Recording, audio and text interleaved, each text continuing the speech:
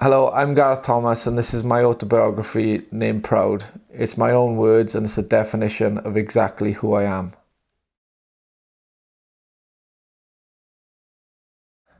Like I think around most kids' ages when they're 13, 14, 15, 16, that's kind of, some people kind of, mature at younger ages than some. But, for me, I kind of felt the realization because I was playing rugby and loving rugby, and obviously it's even at a young age, rugby is a very macho environment, and I just remember feeling different and not feeling the same way that the other boys were talking so passionately about kind of how they felt about other women and how they felt about certain things. And I just started questioning why I was feeling different. And to me then it was kind of, I think the word I could use then was I was really afraid, because I was afraid that I was feeling so different to everybody else, which made me feel really alienated.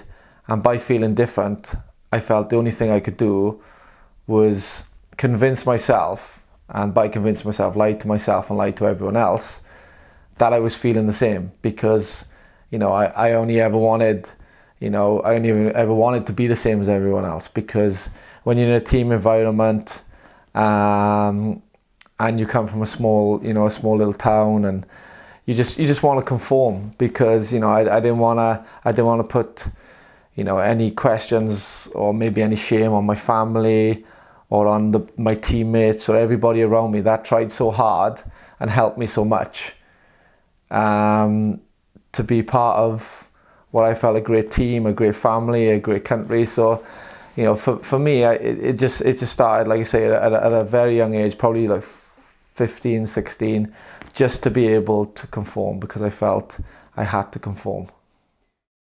In a way, what my story has done has been kind of strange, because I think first and foremost, I think it'd be easy for me to say that, I came out and I wanted to fight this fight. But, I came out because, like I say, for reasons I had to, for reasons for people that I'm connected with and I'm close to.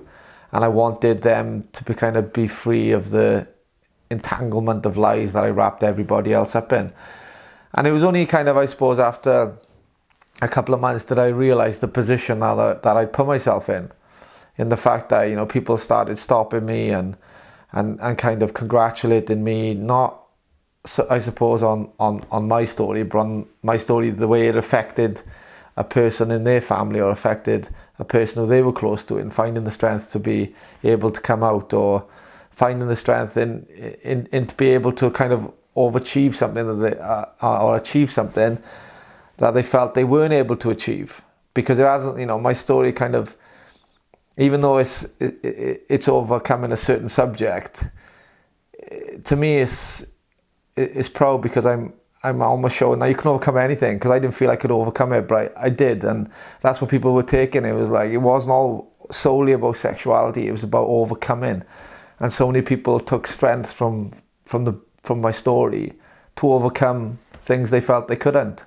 But when you go through, or when I went through life thinking that, my most important achievements were winning Grand Slams or winning European Cups or league titles and having these trophies in a cabinet, to all of a sudden having the responsibility of your story saving people's lives or helping people live a better life, or giving them a life that they thought they never were able to have, all of a sudden that responsibility becomes a lot more rewarding and a lot more important than some trophies that you put in a cabinet.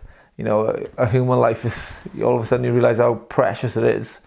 And if you can in some way help or influence people to be able to have a better life, then that's a massive responsibility. And it's not one you can decide to all of a sudden not care about. It's one that you have to embrace and have to realize, what, whether you wanted it or not, you kind of almost have a duty to promote a positive message. And every time you do something that's bad, then you have to be able to talk about it and talk about it openly, because people are now interested in seeing where you go in your life.